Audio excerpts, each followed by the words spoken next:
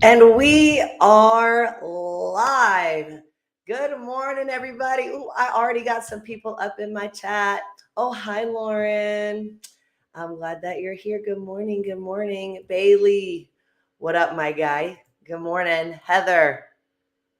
Love to see it. Love to see it. Good morning, everybody. Happy Thursday, you guys. This is the last Thursday in July. Seven months done. This is it. 7 months done of the year. It's over. We're moving into the last half of the year. And man, does it go fast. Oh, we've got someone else joining in. Oh, Nick, good morning to you, sir. Hello.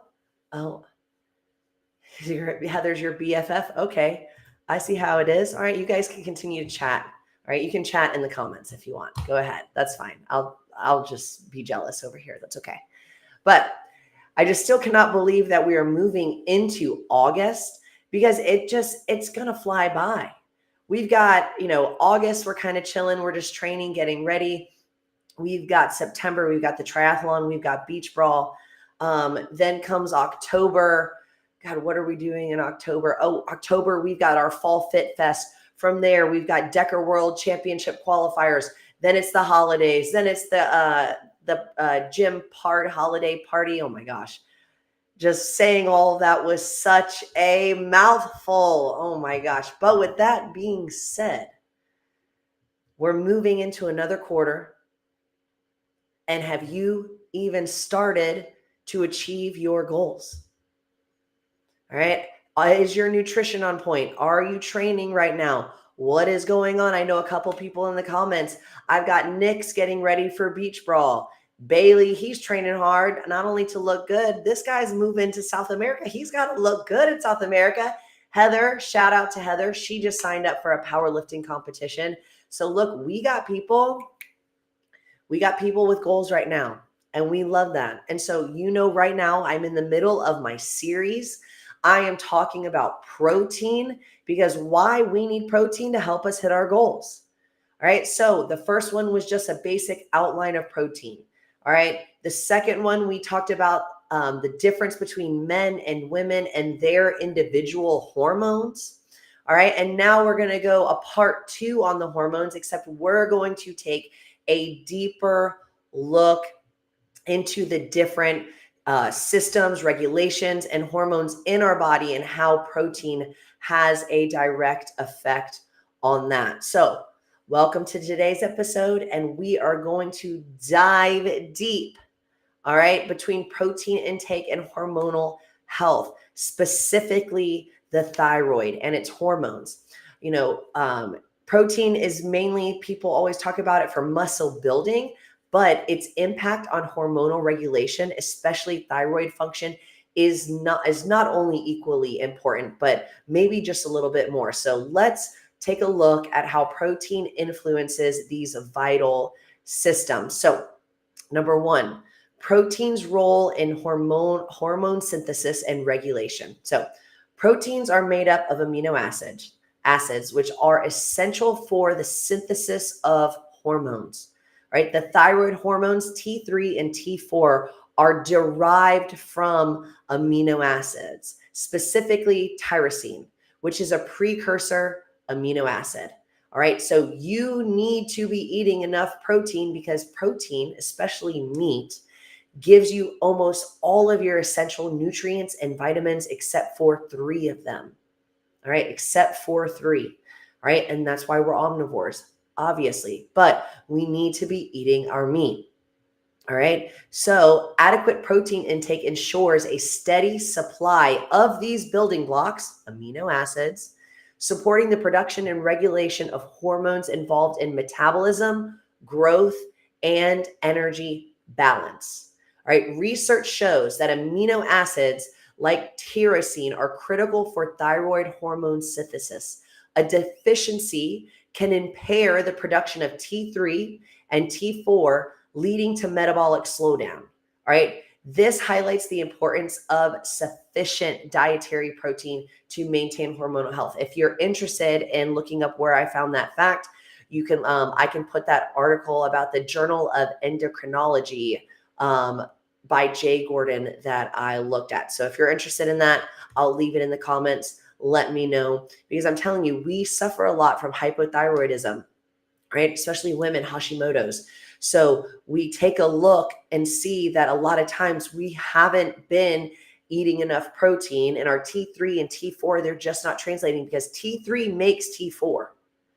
Right? T3 and T4 come from the thyroid, but you need enough T3 to be making T4. And if there's just a disconnect there, all right, that's where we start seeing that imbalance. All right. So be thinking about that. So now we're going to the number 2 impact of protein on thyroid function.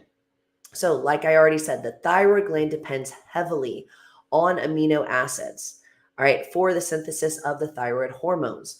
When protein is insufficient, these amino acids diminish, which can then impair hormone production.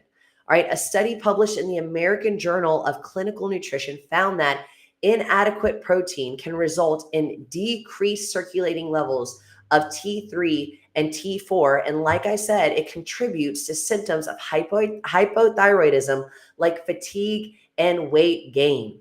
Conversely, balanced protein intake supports optimal thyroid function. And plus, when I say that, I've actually been talking to one of our clients, and he actually has hypothyroidism and right now is doing carnivore. So this is a journey that he's on, and I can't wait to see what happens for him on his journey.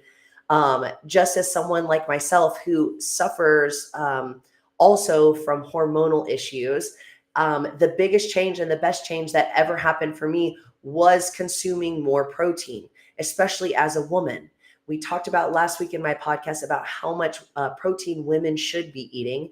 All right. And a basic, basic woman in the sense of, not super active, about 0.8 to 1 grams of protein per pound of body weight.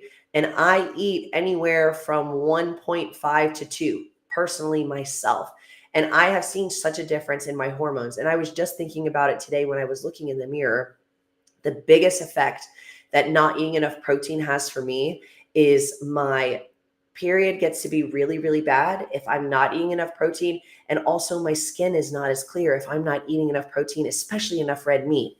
And I was looking in the mirror today and I was like, dang, I got a couple pimples. I need to, I haven't been eating as much steak as I usually do, because almost every meal for me is steak. I've just been eating ground beef once a day. So I can definitely tell the difference in my body. So if you are someone who is dealing with any hormonal issues, at all, please increase your protein intake and especially your red meat intake. So I cannot preach it enough, the benefits of eating more meat. All right. And I know some people have an aversion to that, or, they just have a emotional aversion, that's fine. You do you, but I'm going to do me, and I'm going to eat that red meat. All right. So now we've talked about the thyroid enough, but let's get into the next part, which is protein and the metabolic rate, right? Because this also has a direct correlation to your thyroid and your hormones. Protein has a high thermic effect, meaning your body uses more energy to digest it compared to fats and carbs.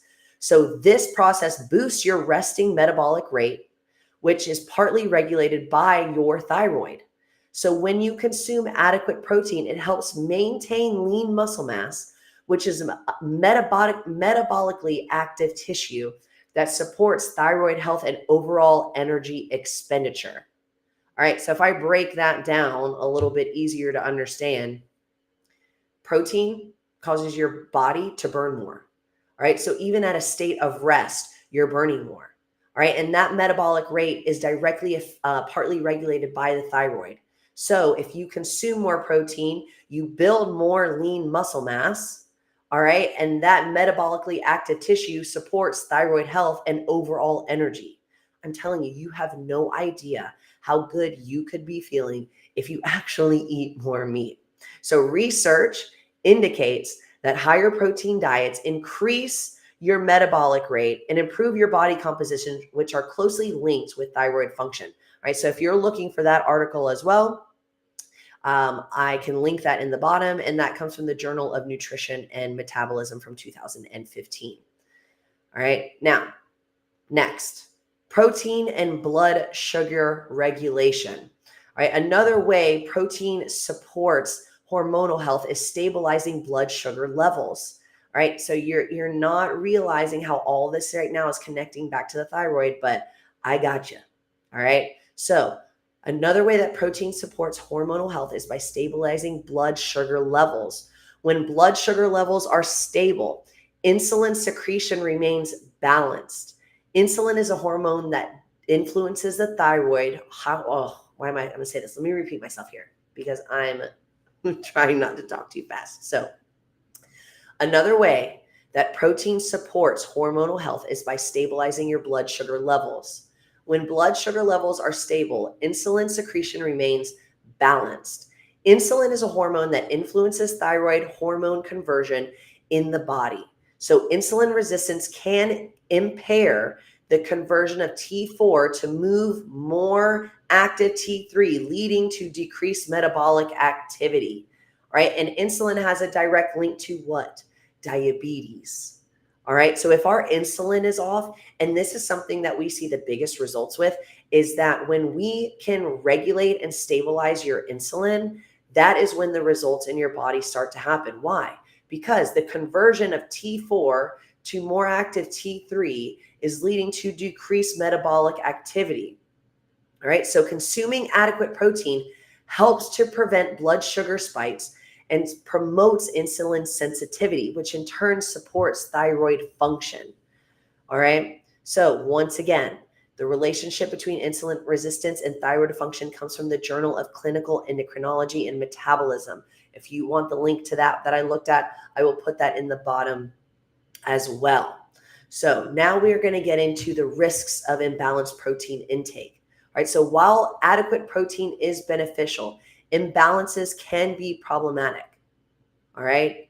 So excessive protein intake does increase your cortisol levels. And I'm about to get into cortisol regulation as well. And that is a stress hormone. All right. So if we are not balancing out and we know exactly how much protein we should be eating, that can add a little bit of stress on the body because protein does increase your metabolic rates. It raises your body temperature. It is harder to digest than fats and carbs. So we have to make sure that we are doing nutrition individualized for us. All right. Now, I do believe that there is a lot of hype around making sure, oh, don't eat too much protein. It can affect your kidneys, blah, blah, blah, your cholesterol, blah, blah, blah. Well, let me tell you right now, one of my clients, okay, he is one of the #1 neurosurgeons in the country. And he himself has said that you need to be consuming more meat, especially more fatty meat, because your brain needs cholesterol and it needs it to function properly. And that's why we have such a high increase of things like dementia, Alzheimer's, anxiety, depression, because when we're not eating enough meat, especially fatty meat, and our hormones are off and that cholesterol isn't where it should be, we are just suffering from a lot of negative issues, right? So when it comes to cortisol, protein intake directly influences cortisol levels, which is a hormone involved in stress response and metabolism regulation. All right. Adequate protein consumption helps to stabilize blood sugar levels and reduce stressful hormonal spikes. So chronic high cortisol levels can impair thyroid function by inhibiting the conversion of T4 to T3 and increasing inflammation in the body, which negatively affects hormonal balance. I've spoken about this before. What are the 2 causes of sickness in the body? Inflammation and mucus. Inflammation and mucus. So when you have a lot of inflammation in the body, that's why we're sick all the time. So we need to make sure that we are consuming enough protein and fats and carbs all together. And the only way you know how to do that is if you are eating what is right for you and you know what your nutrition needs to be. Okay, I just preach this all the time. Looking in my comments right now, I see Kiki, I see Bailey, I see Heather, I see Keith. What works for them isn't working for everybody else. Okay, so if right now Bailey is doing all carnivore and he's eating a lot of meat, you know what, Kiki might not be eating a lot of meat, but she's definitely eating more meat than the traditional woman is because she's very active, but she's also making sure because she knows what her macros are. Heather knows what her macros are. Keith know what his macros are because nutrition is individualized, right? And you need to know what works for you. All right. So with our cortisol being regulated and supporting our thyroid, how do we know that we're, eating enough or that we're not hungry or we're just eating to eat? Now, so protein intake also impacts leptin. And leptin is the hormone that signals that you're full. All right. So if you're not eating enough protein, you're going to be grazing all day. You're going to be snacking a lot because higher protein diets increase leptin sensitivity. It controls your appetites and it prevents you from overeating. All right. This hormonal regulation is essential during periods of calorie restriction or increased training when maintaining a hormonal balance is critical for recovery and performance. So proper protein intake thus supports not only muscle growth, but also hormonal signals that maintain healthy body composition and metabolic rate. This is what I talked about last time. We have clients that come to us. They don't understand why they've been working out and they're not seeing any results. They're not seeing any muscle growth. They continue to get hurt. The women that we see, they're perimenopausal. Maybe they are menopausal, or maybe they're just at a point that they don't understand why they're not sleeping very well, why they're not losing that body fat, why they're not gaining any muscle mass. And it really does come down to eating enough protein to support your thyroid, because then that supports your insulin, that supports leptin, that will also support your cortisol, and if that, and your blood sugar as well. So if none of that is balanced, of course you're not going to be seeing any of the results that you want to see. And of course your hormones are going to be off. Right? And of course, maybe 1 month your period is late, 1 month you're bleeding twice. This protein has so much more to do with the body than you think. All right. And if we are not consuming enough, all right, we could suffer from insulin issues. We can suffer from hypothyroidism. We can suffer from Hashimoto's. All right. We can suffer from overeating and weight gain, and we're not having any, and there's, an effect on our weight loss. All right. So protein has a direct effect on the body. All right. If you don't believe me from the other podcasts that I've done, then maybe you should start believing me now. Okay. So if you are someone who is suffering from any of these things or dealing with any issues, you're not sleeping well, your periods are really bad, ladies, every other month or all the time. Guys, you're suffering from hypothyroidism or your testosterone is low. You need to be eating more protein. All right. Before you're over here taking pills or having doctors recommend you all of this stuff, why not try fixing your diet first? All right. If you're interested in any of the articles or anything that I've researched right now, I can leave those in the comments below. You can hit me up at Coach Beefy on Instagram. You can directly email me at eastatlanta@ox.fit. I'm telling you now, if you still don't have your nutrition on lock, the results that you want are not going to happen. And not only that, if you find yourself constantly sick, if you find yourself just up and down, dealing with anxiety, dealing with depression, I'm telling you right now, have better nutrition, eat more protein, and watch the changes that happen. All right, you guys, that's enough for hormones on these last 2 podcasts. Next week, I'm going to be talking about meal prepping your protein correctly, on how we can really, what's that word I'm looking for? How we can really maximize our efforts on making sure that we know how to prep our protein, how to cook our protein, the easiest tips, tricks, all this stuff. So if that's something that you're interested in, tune in next week, next Thursday, 10 a.m. I'll see you then. Let's go.